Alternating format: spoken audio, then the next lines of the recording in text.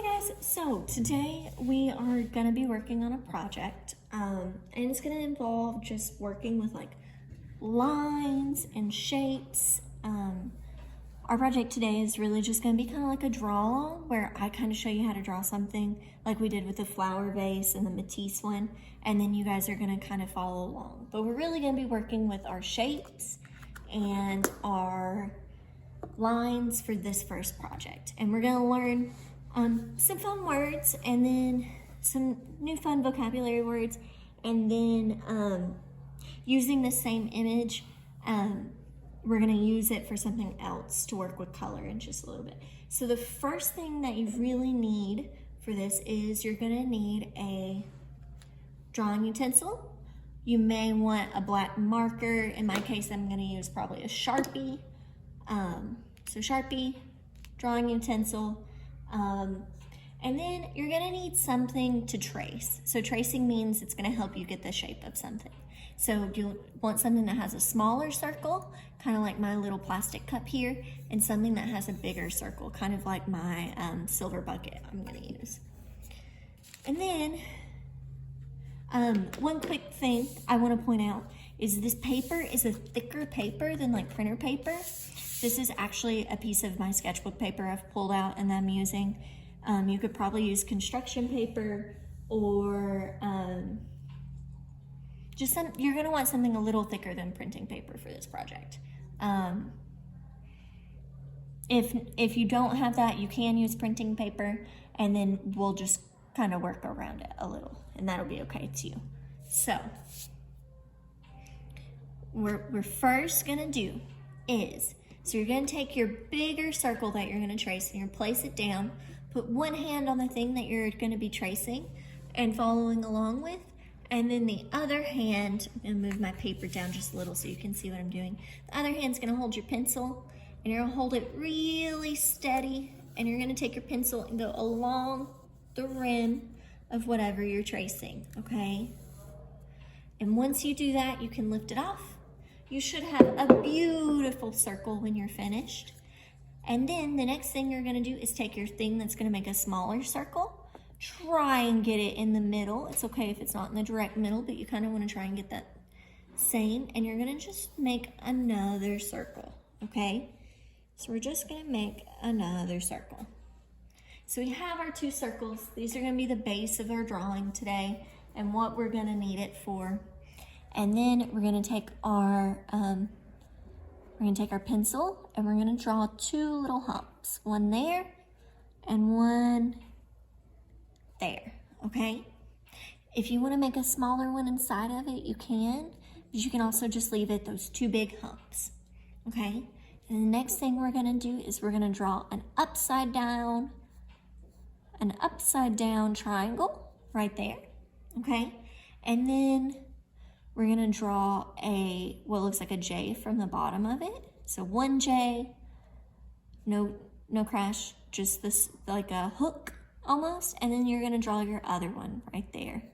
This William's messed up a little, but that's okay. All right, so we have what is gonna be the mouth of it and the nose. And then I want mine to just be happy, so I'm gonna do what looks like two little rainbows for his eyes. And that works beautiful, okay? So the next thing that we're gonna do is we're gonna find the center of or the middle of our lion's face, okay? So I would say it's about right there, okay? You can use your finger to imagine it, but we're gonna draw one line starting from the inner circle down like that, and then one line from the middle circle going up like that. Okay, so we've split his mane, which is the thing that's around his head, in two. We're gonna do it a couple more times. So you're gonna go just under his ear over here and go up. Go over on the other side, just under his ear there, and go up, okay? Then you're gonna go over here and go down, and then do the same thing on the other side, okay?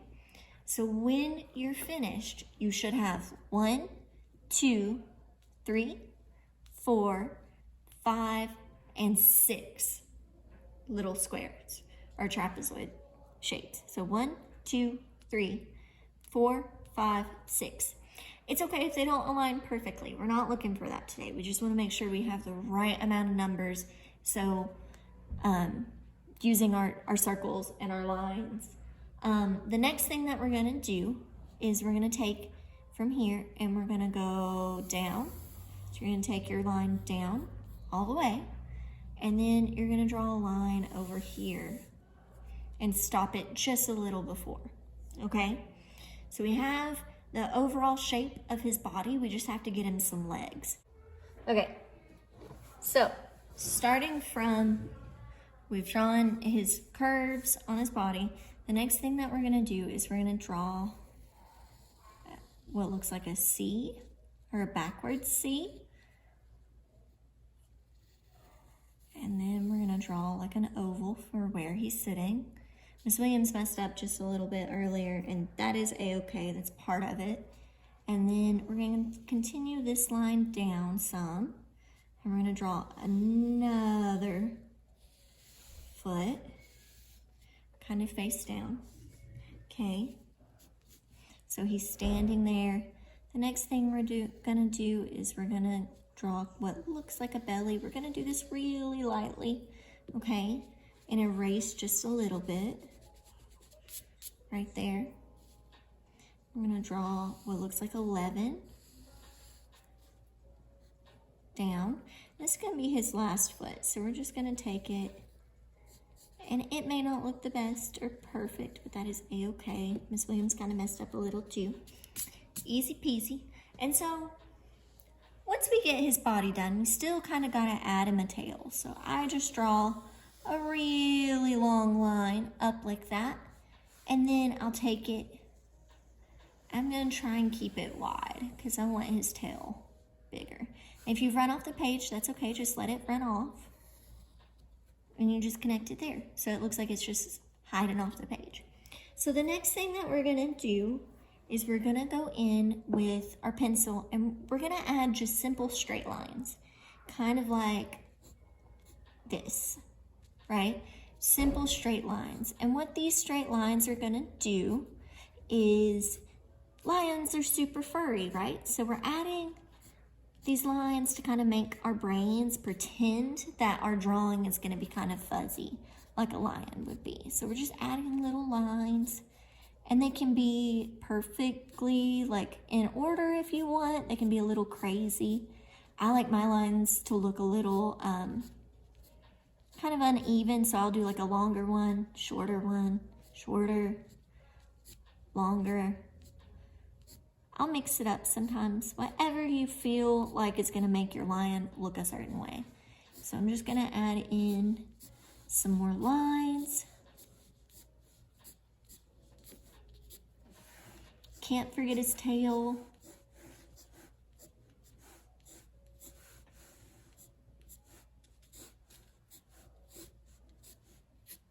Okay, and then last but not least, we're gonna go in and add some on his face.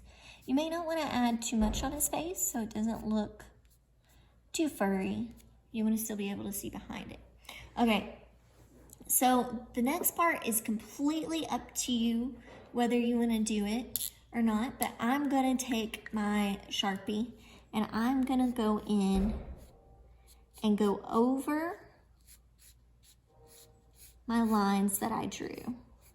And this is just gonna help make my drawing stand out a little more. This is called outlining.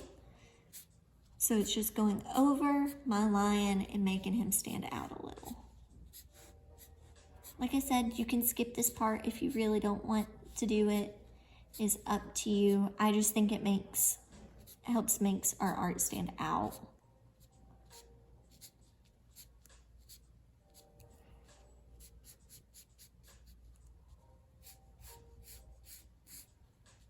And it may help cover up any mistakes that you have too, since my line is darker than what my mistakes would be. You know what you should be looking at. It kind of helps. And it makes me feel a little better. But as long as you feel happy with your art, that is all that matters. Okay, so I'm just gonna go over and trace out all my lines. Okay.